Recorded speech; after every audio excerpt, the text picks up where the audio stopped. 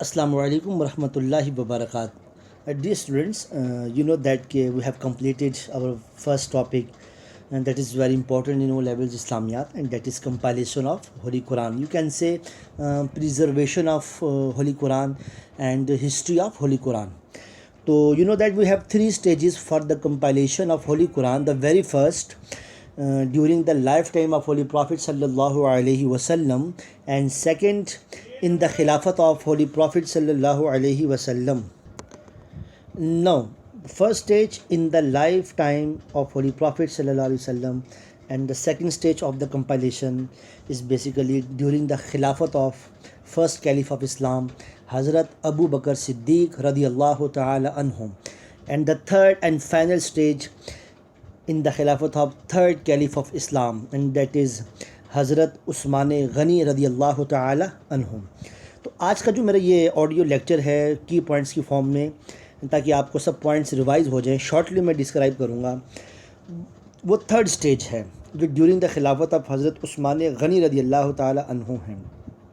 تو if you want to understand the third stage, you have take a good look and a strong look about the history of Islam. History of Islam means کہ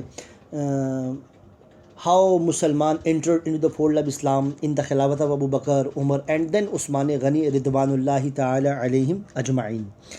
دیکھیں، حضرت ابو بکر صدیق ہیں، عمر فاروق رضی اللہ تعالی عنہما ہیں. ان صحابہ کے زمانے میں کئی ایریاز کنکرڈ ہوئے اور کئی وکٹریز ہوئیں، کئی قبائل دعوت اسلام میں داخل ہوئے، اور پھر حضرت عثمان غنی رضی اللہ تعالی عنہ کی خلافت کے جو شروع کے 8 سال ہیں، اس کے اندر بھی بہت زیادہ پروپیگیشن آف اسلام تھا. یعنی کہ اسلام بڑھتا جا رہا تھا، تبلیغ اسلام ہو رہا تھا، اشاعت اسلام بہت روانی کے ساتھ آگے بڑھ رہا تھا. اسلام کی جو اشاعت تھی، اسلام کو جو پھیلایا جا رہا تھا، تو day by day Muslim increase ہوتے جا رہے تھے اور اسلامک امپائر ایکسٹینڈ ہوتا جا رہا تھا.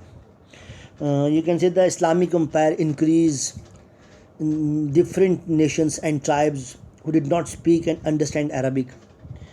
As a result, difference in reciting the Quran and pronunciation began to occur. This is very important lines, listen carefully.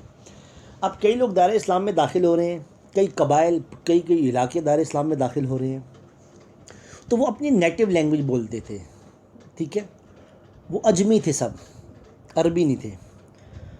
Problem کہاں پر آئی؟ حضرت عثمان غنی کی خلافت میں پرابلم جو کمپائلیشن ہے، نان عربک پیپل کی طرف سے ایک پرابلم آئی. وہ تھی ڈفرینٹ ڈائلیکٹس کی، ڈفرینٹ پروننسیشن، مختلف قرأت. میں نے آپ کو بتایا کہ حضور اکرم صلی اللہ علیہ وسلم نے فرمایا کہ قرآن مجھ پہ 7 قرأت میں نازل کیا گیا ہے. پرابلم ہوئی کہ جو نان عربک پیپل تھے، ان کے اندر وہ ڈفرینٹ ڈائلیکٹ پروناؤنس کرتے تھے. اجمی تھے، عربی نہیں تھے. عربی کے جو اور ڈائلیکٹس ہے اس کے بارے میں ان کو علم نہیں تھا، ان کے بارے میں نا. تو پہلی پرابلم یہ تھی کہ everybody considered their dialect to be correct which gave rise to disputes. And secondly it was feared that if this went on there will be no universally accepted version of Quran left. Problem یہ تھی کہ جو Arabic people تھے ان کو تو کوئی issue نہیں تھا، جو نان عربک تھے، اجمی تھے، ان کو پرابلم تھی ڈائلیکٹس کے حوالے سے، اور اس سے آپس میں ان کا جھگڑا بھی رہا. تو ایک جو نان عربک ہیں وہ کہہ رہے ہیں جو ڈائلیکٹ ہمارا ہے یہ کریکٹ ہے، دوسرا کہہ رہا ہے کہ ہمارا ڈائلیکٹ کریکٹ ہے، ہمارا پروننسیشن کریکٹ ہے. تو اس پر ایشوز ہو رہے تھے. اور پھر یہ فیوچر کے اندر ایک پرابلم بھی کریٹ ہو سکتی تھی کہ یونیورسلی ہمارا ایک ورژن اب قرآن نہ رہتا.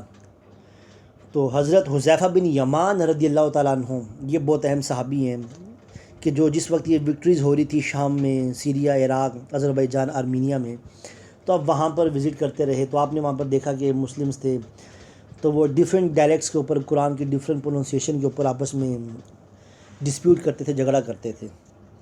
تو حضرت حذیفہ بن یمان رضی اللہ تعالیٰ عنہ نے یہ جو پوزیشن تھی، یہ جو کرٹیکل سچویشن تھی، آپ نے حضرت عثمان غنی رضی اللہ تعالیٰ عنہ کو بتایا.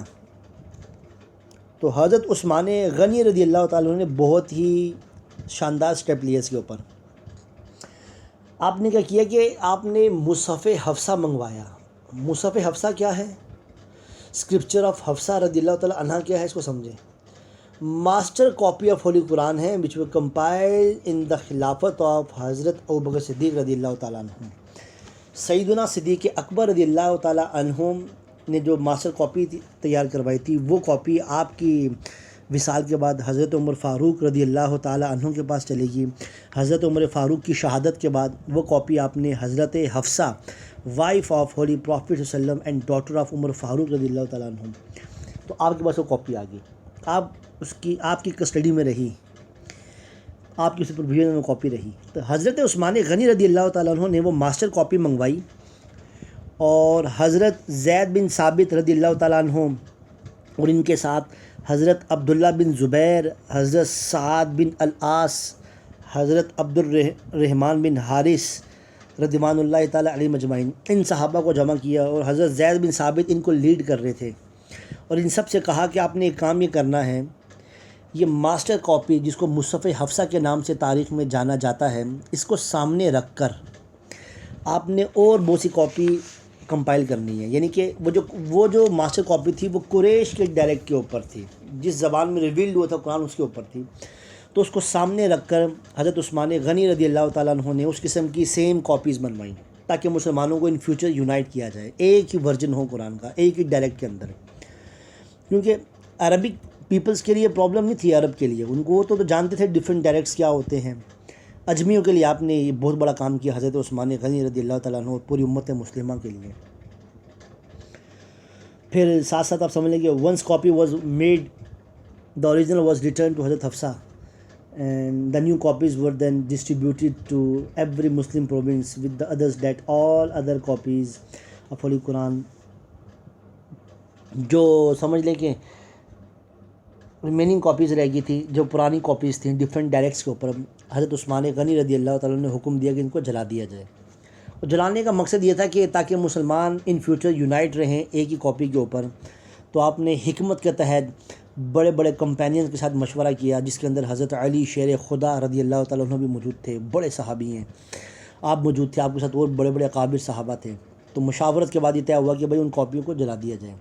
تو حضرت عثمان غنی خلیفۃ المومنین تھے، تو آپ نے جو ڈفرینٹ ڈائلیکٹ کی کاپیز ان کو جلا دیا تاکہ مسلمانوں کو یونائٹ کیا جائے.